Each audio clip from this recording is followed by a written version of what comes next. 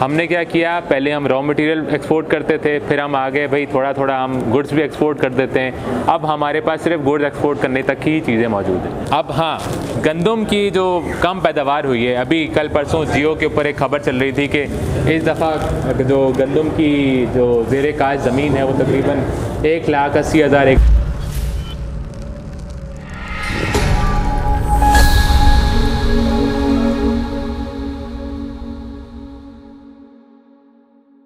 ज़माने में बात होती भी थी कि पाकिस्तान की सबसे बड़ी जो काश्त है वो कपास की होती है। तो कपास की काश्त के बदले हमने तरजीह दी कि हम एक जंगी साजो सामान जो है अमेरिका से ख़रीदें।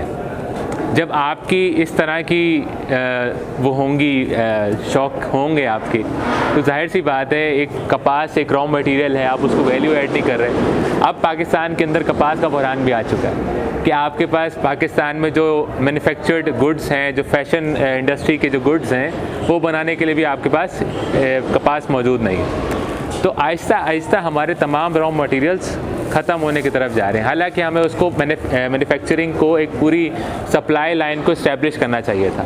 हमने क्या किया, पहले हम रॉ मटेरियल एक्सपोर्ट करते थे, फिर हम आगे भाई थोड़ा थोड़ा हम गुड्स भी एक्सपोर्ट कर देते हैं। अब हमारे पास सिर्फ गुड्स एक्सपोर्ट करने तक की ही चीज़ें मौजूद हैं। अब हम वीट जो है इंपोर्ट करते हैं, गंदम हमारे पास खुद के खाने के लिए नहीं है। अभी मैं सुबह रिपोर्ट पढ़ रहा था कि पाकिस्तान ने 2.3 मिलियन टन्स ऑफ वीट जो है वो एक्सपोर्ट आपने इंपोर्ट करवाई है रशिया से और बाकी ममालिक। अब हाँ, गंदम की जो कम पैदावार हुई है, अभी कल परसों जियो के ऊपर एक खबर चल रही थी कि इस दफ़ा जो गंदम की जो ज़ेरे काश ज़मीन है वो तकरीबन 1,80,000 एकड़ कुछ है। जबकि पंजाब के अंदर अगर देखा जाए तो 2 लाख से ज़ायद ज़मीन जो है वो ज़ेरे काश्त है। और बाकी ज़मीन कहाँ जाती है, इसके ऊपर लम्हा फ़िक्रिया भी है। और ये बात भी आती है कि प्राइवेट सोसाइटीज़ का इसमें क्या अमल दखल है। अब प्राइवेट सोसाइटीज़ हैं जहाँ पे हमारे मुल्क के अंदर स्मॉग की एक नई शक्ल सामने शुरू कर दी है। हमारे पास पाँचवा मौसम आ चुका है स्मॉग की शक्ल। ना वो ठंडा मौसम है, ना वो गर्मी है, बस सारा दिन सारी रात धुआं होता है, लोग बीमार होते हैं। और मुस्तकिल कहा जाता है कि आप अगर स्मॉग में सांस ले रहे हैं तो 22 से ज़्यादा सिगरेट्स आप एक टाइम में पिए। तो जब ये सूरत हाल होती है तो साइकिल ज़िंदगी का, माशरे का, कंट्री का एक साथ लिंक्ड होता है। अब आप देखें, आपने अपना एग्रीकल्चर कंट्री थे, आप वहाँ से हटे रियल स्टेट पे आ गए।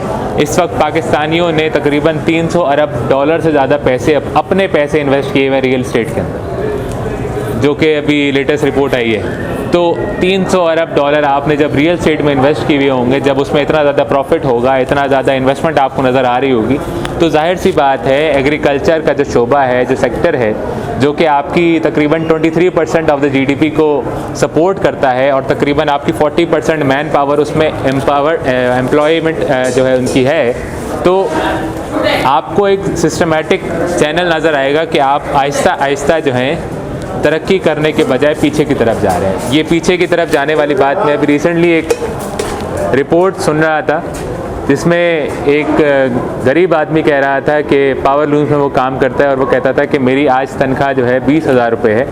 और ये हम पीछे की तरफ जा रहे हैं। हम पहले खुशहाल होते थे, पहले हम ज़्यादा चादरें बनाते थे, पहले हमारा सेठ हमें अच्छा पे करता था। अब हमें ना पे मिलती है टाइम पे, ना हमें गैस बिजली के बिल इतने ज़्यादा तंग करते हैं, हमारे पास किराए का घर है, तो हमारे लिए जीना बड़ा मुश्किल है।